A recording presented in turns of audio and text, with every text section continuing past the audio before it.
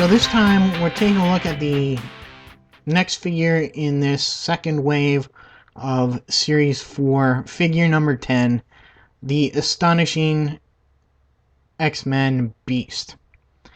And taking a look at the back of the package here, you can see his little bio and stuff, and there's Rocket Raccoon with his little quote. And of course you get the little cardboard recreation of the this is a fairly recent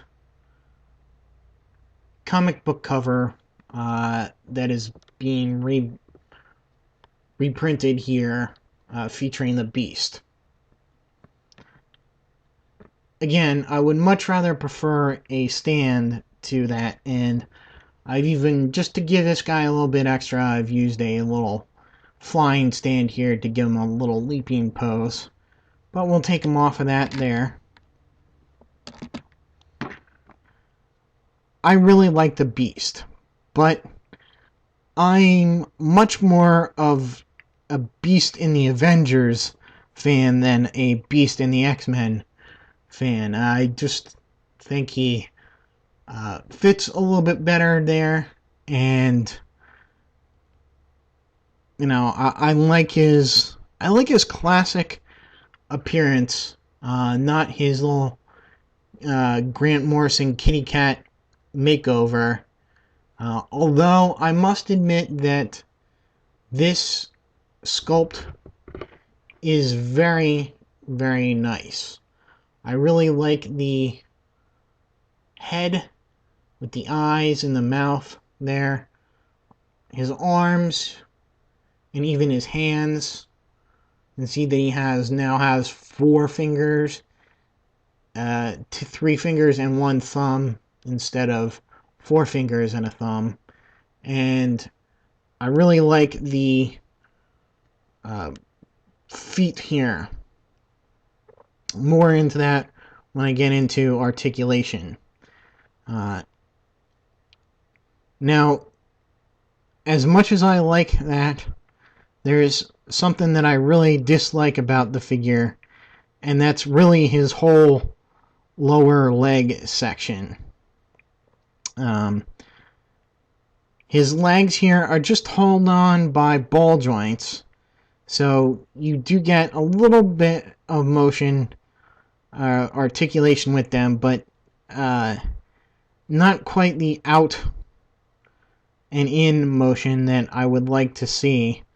Him being a very acrobatic and all, it is just limited to pretty much that, and the way you have to pose him is kind of messed up. I just don't like it. To get him forward, you got to do that rotate and rotate the leg here to get his legs into a forward crouching position like that.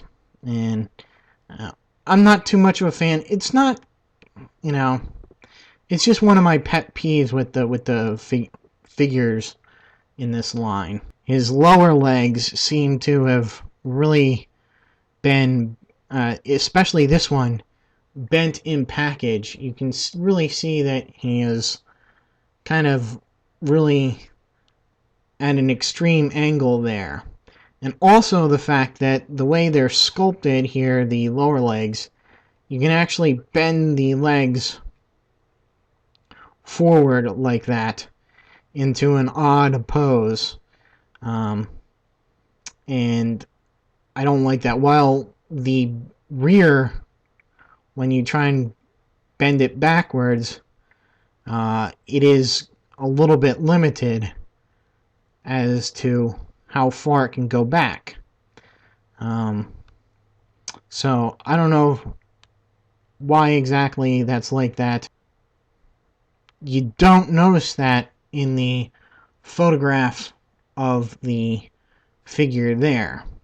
It looks like a totally different leg that they used for the... well, I guess that would be the prototype figure, so it does make sense there that it'd be slightly different, but I think it's a change for the worse there. So getting back to the articulation, his head does go forward and back. He's on this really weird joint here, which you can sort of see. You collapse all the way up to get him to get him up into that position, and you gotta move it forward like that, and then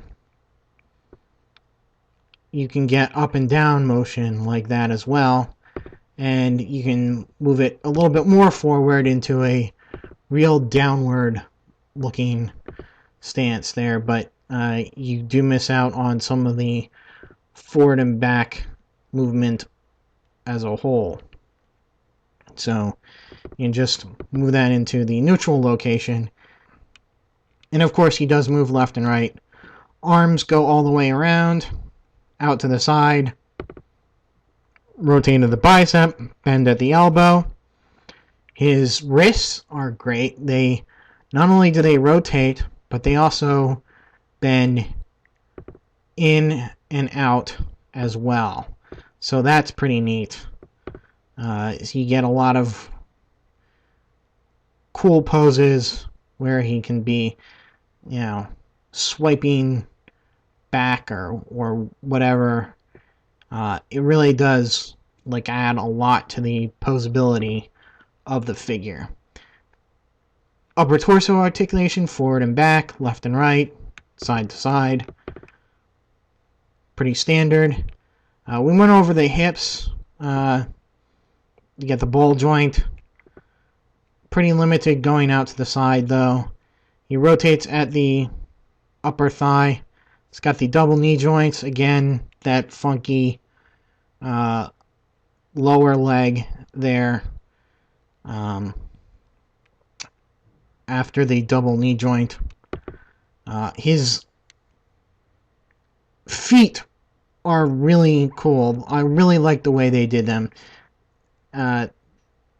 The feet, first of all, can go pivot back and forth, as well as go forward and back there.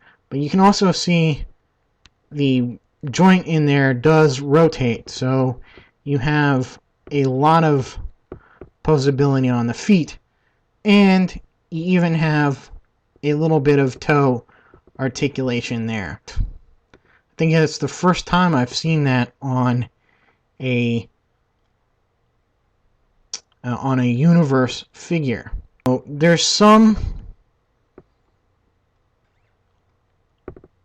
good things, some bad things about this, but the good mostly outweighs the poor execution of the lower legs.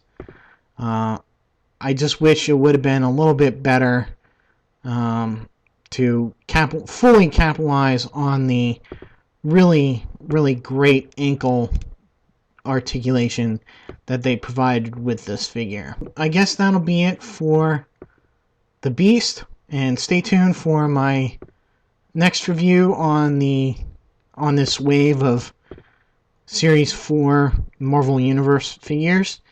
And until then, I'll see you.